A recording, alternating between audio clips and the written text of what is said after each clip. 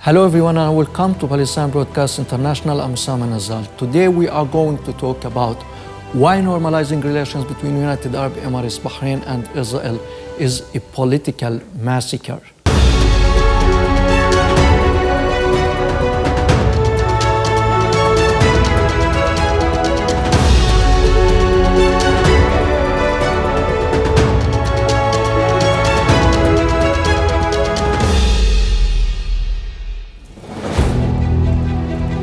Some might say that the Palestinians rejected the UAE-Bahrain deal with Israel to put the spike in the wheel, but that is not true at all.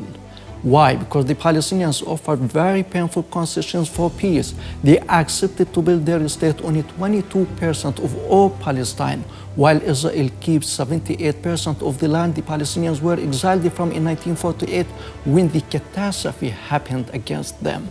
The PLO signed Oslo Accords on 13 September 1993 with a strong determination to start a new chapter in the history of the whole region, and that interim accord was expected to end in 5 years to sign the final peace agreement, whereby the state of Palestine would be established on the 22%, only 22% of all Palestine, with spanning Gaza and East Jerusalem as the capital of the state of Palestine.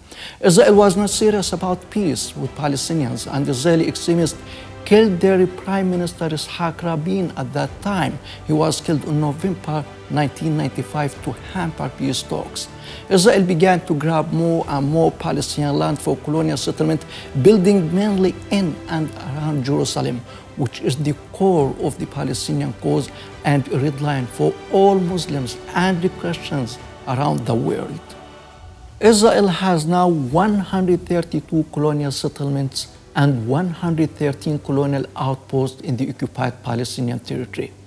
With more than 750,000 Israeli settlers, the population of Israeli settlers in the occupied Palestinian territory has grown four times faster than Israel's itself since 1995.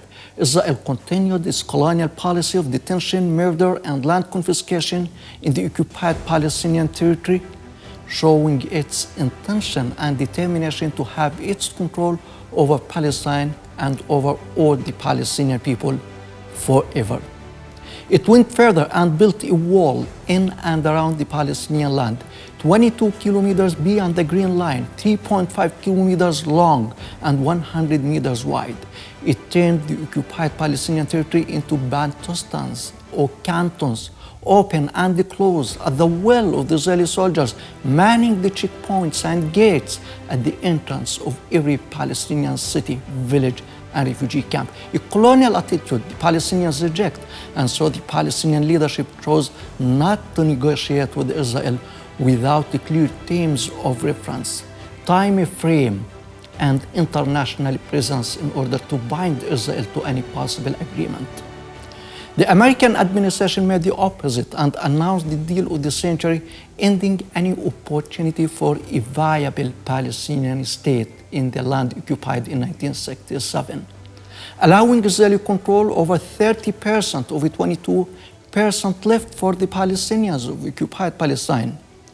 Given this political comicality, the US and its stooges in the region want the Palestinians to accept the Israeli dictates.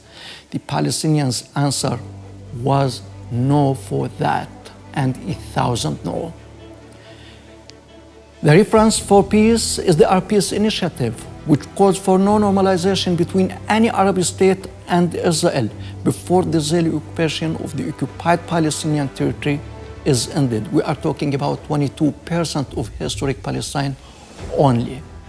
The UAE and Bahrain forgot that and approved of the Israeli-American deal of the century, which denies the rights of the Palestinians to national independence and gave Jerusalem to Israel.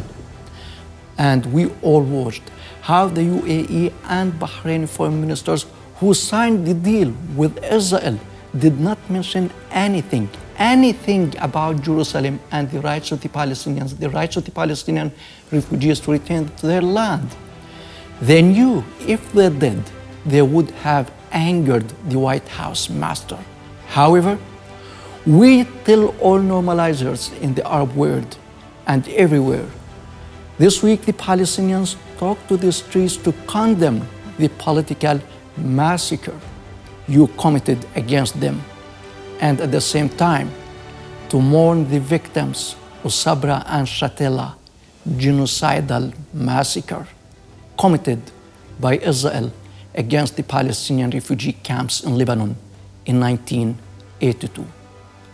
So that is the story of normalization between the United Arab Emirates, Bahrain, and Israel, and why the Palestinian people and the Palestinian leadership rejected that. To know more about Palestine cause and about Palestine history, you can watch us and follow up us on our Facebook page, Palestine International Broadcast. Till now, from me, Usama Nazal, thank you very much for watching, and goodbye.